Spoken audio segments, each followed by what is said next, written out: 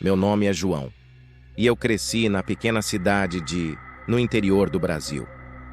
Nossa cidade era conhecida por suas histórias assustadoras, mas nenhuma delas se comparava à lenda do velho Celestino. Celestino era um homem misterioso, que vivia isolado em uma cabana no alto da colina. Dizia-se que ele tinha poderes sobrenaturais e que podia prever o futuro. As pessoas o evitavam, mas também o procuravam quando precisavam de ajuda desesperadamente. Um dia, minha avó me contou a história completa. Ela disse que Celestino costumava ser um homem comum, mas algo aconteceu com ele durante uma noite de lua cheia. Ele desapareceu por semanas e quando voltou, estava diferente. Seus olhos brilhavam como estrelas e sua pele estava pálida como a lua. Celestino começou a fazer previsões para as pessoas da cidade. Ele acertava em quase tudo, desde colheitas até casamentos. Mas havia um preço a pagar. Quem o procurasse tinha que oferecer algo em troca. Uma lembrança querida, um segredo obscuro, ou até mesmo a própria alma. As pessoas diziam que se você olhasse nos olhos de Celestino, veria seu próprio destino. Alguns enlouqueciam com as visões. Outros desapareciam sem deixar rastro. A cidade vivia com medo, mas também dependia das previsões do velho Celestino. Eu nunca acreditei nessas histórias até aquela noite fatídica. Eu estava perdido na floresta, tentando encontrar o caminho de volta para casa. A lua estava cheia e eu estava desesperado. Foi quando vi a cabana de Celestino no topo da colina. Bati a porta e ele me recebeu com um sorriso enigmático. Seus olhos brilharam quando me olhou e disse: "Você está perdido, meu jovem. Posso ajudá-lo, mas há um preço." Eu concordei sem saber o que esperar. Celestino pegou minha mão e olhou fundo em meus olhos. Vi imagens de minha vida passando diante de mim. Momentos felizes, tristezas, escolhas que fiz e arrependimentos. Ele sussurrou: "Você terá uma escolha importante em breve. Lembre-se deste momento." Saí da cabana confuso e assustado. No dia seguinte, recebi uma oferta de emprego em outra cidade. Era uma oportunidade incrível, mas significava deixar minha família e amigos para trás. Lembrei-me das palavras de Celestino e tomei minha decisão.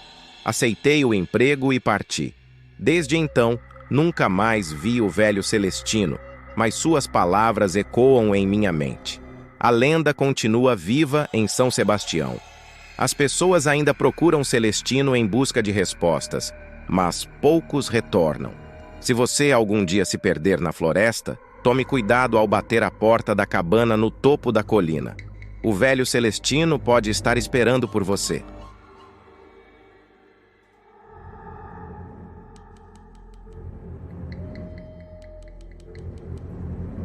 Meu nome é Caio e sou um morador da pequena cidade de São Pedro.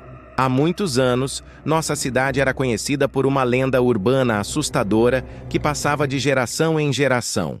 A história falava de um boneco de madeira que ganhava vida durante a noite e cometia atos terríveis.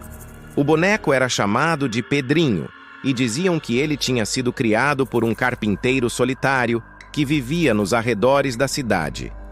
O carpinteiro, conhecido como Sr. Silva, era um homem recluso e misterioso. Ele passava horas esculpindo o boneco em sua oficina e ninguém sabia exatamente por quê. As crianças da cidade costumavam brincar perto da casa do Sr. Silva, mas nunca se aproximavam da oficina. Diziam que o velho carpinteiro tinha olhos estranhos e que o boneco o obedecia cegamente. À noite, quando as ruas estavam vazias, o boneco saía da oficina e vagava pelas ruas escuras. As histórias sobre o Pedrinho eram arrepiantes. Dizia-se que ele tinha uma risada sinistra e que seus olhos brilhavam no escuro. As pessoas afirmavam ter visto o boneco espreitando pelas janelas das casas, observando os moradores enquanto dormiam. E quando alguém desaparecia, todos sussurravam que o Pedrinho estava por trás disso. Eu mesmo nunca acreditei nessas histórias. Achava que eram apenas contos de fadas para assustar as crianças. Até aquela noite fatídica. Eu estava voltando para casa tarde da noite, depois de uma festa na casa de um amigo. As ruas estavam desertas e a lua estava escondida atrás das nuvens. Quando passei pela casa do Sr. Silva, ouvi um som estranho vindo da oficina. Parecia um arrastar de madeira. Curioso, me aproximei da janela da oficina e olhei para dentro. O que vi me fez gelar até os ossos. O Pedrinho estava lá, de pé, com seus olhos vazios fixos em mim. Ele segurava uma faca afiada na mão. Antes que eu pudesse reagir, o boneco abriu a porta da oficina e saiu. Corri o mais rápido que pude, mas o Pedrinho me perseguia implacavelmente. Ele ria, uma risada que parecia vir de outro mundo. Eu tropecei e caí, e o boneco se aproximou, a faca brilhando à luz da lua. Mas, de alguma forma, consegui me levantar e correr até minha casa.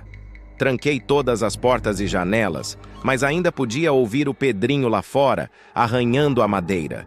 Ele sussurrava meu nome, prometendo que voltaria. Desde então, nunca mais saí à noite. As pessoas da cidade ainda falam sobre o Pedrinho, mas agora a lenda é mais do que uma história assustadora.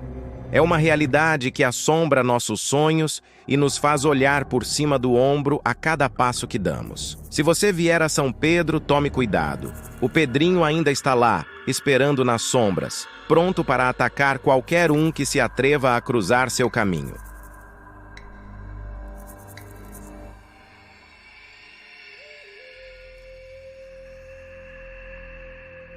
Meu nome é Walter e eu cresci na pequena cidade de Areia, no interior da Paraíba.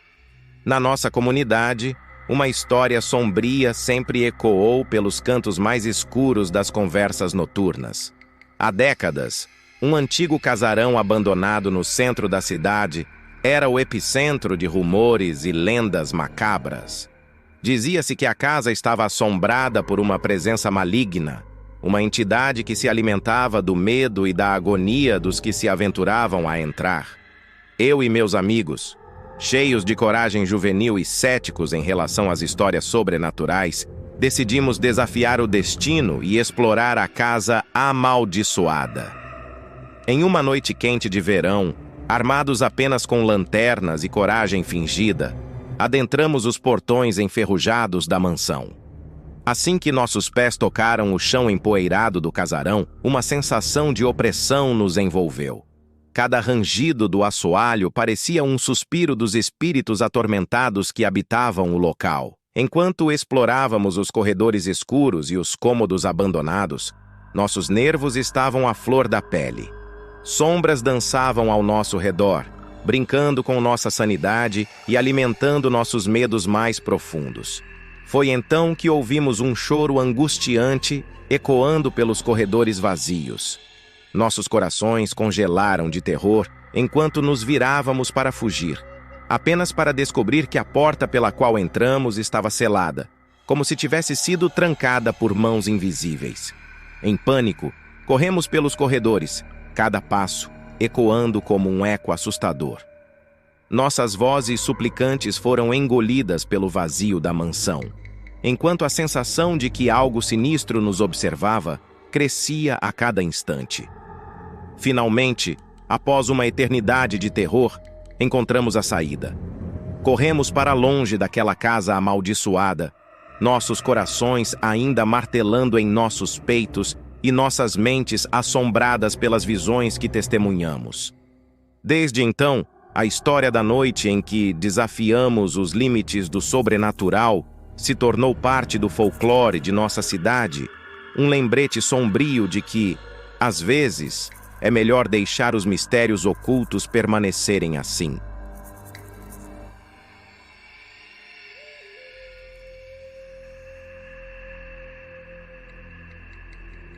Meu nome é Edward, e esta é a história que me foi contada por meu avô, um antigo morador desta cidade. Há muito tempo, quando eu ainda frequentava a escola, ouvi falar sobre a lenda da loira do banheiro. Ela era uma figura assustadora que assombrava os corredores e os banheiros da nossa escola. Dizem que a loira era uma jovem chamada Maria Augusta de Oliveira Borges. Ela viveu no século XIX, em uma época em que as convenções sociais eram rígidas e as escolhas das mulheres eram limitadas. Maria Augusta foi forçada a se casar com um homem rico e influente contra a sua vontade. Aos 18 anos, ela vendeu todas as suas joias e fugiu para a França, buscando escapar dessa infeliz união. No entanto, o destino foi cruel com Maria Augusta. Ela morreu misteriosamente aos 26 anos na Europa, e seu corpo foi trazido de volta ao Brasil. O atestado de óbito desapareceu durante o trajeto, deixando a causa de sua morte envolta em mistério.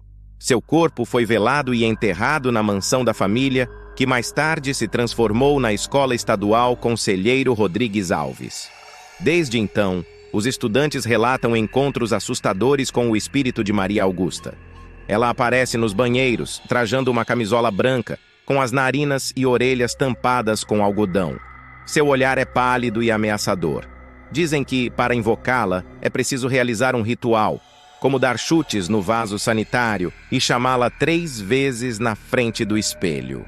A loira surge e seu espírito vaga pelos corredores, amedrontando os jovens. Eu mesmo nunca tive coragem de testar essa lenda, mas muitos colegas afirmam ter visto a loira do banheiro. Ela permanece como um mistério, uma lembrança sombria que assombra nossa escola até hoje.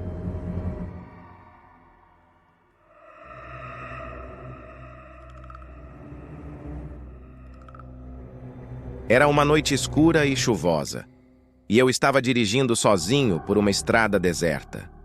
As árvores pareciam se inclinar em direção à estrada, como se quisessem me puxar para o desconhecido. Meus faróis iluminavam a escuridão, e eu estava cansado depois de um longo dia de trabalho. Foi então que vi uma figura à beira da estrada. Uma mulher vestida de branco, com longos cabelos negros. Ela estava encharcada pela chuva e parecia assustada. Eu parei o carro e abaixei o vidro. "Você precisa de ajuda?" perguntei. A mulher não disse nada, apenas olhou para mim com olhos vazios. Eu senti um arrepio percorrer minha espinha. Ela entrou no carro sem dizer uma palavra, e eu continuei dirigindo. A chuva batia no para-brisa, e o silêncio era opressivo. "Para onde você está indo?" perguntei, tentando quebrar o gelo. A mulher não respondeu. Ela apenas apontou para a frente. Eu segui sua direção e vi uma curva na estrada. Quando olhei de volta para ela, ela havia desaparecido. O banco do passageiro estava vazio. Meu coração acelerou. Eu parei o carro e olhei ao redor, mas não havia sinal da mulher de branco. Tremendo, continuei dirigindo. A curva se aproximava, e eu sabia que algo estava errado. Foi então que vi a figura novamente. Ela estava parada no meio da estrada, os cabelos molhados grudados em seu rosto pálido. Eu freiei bruscamente, mas era tarde demais. O carro bateu nela com força, mas quando saí para verificar, não havia ninguém lá. Eu nunca mais dirigi naquela estrada à noite. Dizem que a mulher de branco é um espírito que busca vingança por algum crime cometido contra ela. Ela aparece para os motoristas, pedindo carona, e depois desaparece misteriosamente. Alguns dizem que ela é a alma de uma noiva abandonada no altar, outros acreditam que ela é uma vítima de assassinato. Se você estiver dirigindo à noite e ver uma mulher de branco à beira da estrada, pense 2 vezes antes de parar. Ela pode não ser o que parece. Não esqueça de deixar seu like e compartilhe com seus amigos para que você receba novas notificações de novos vídeos. Obrigado!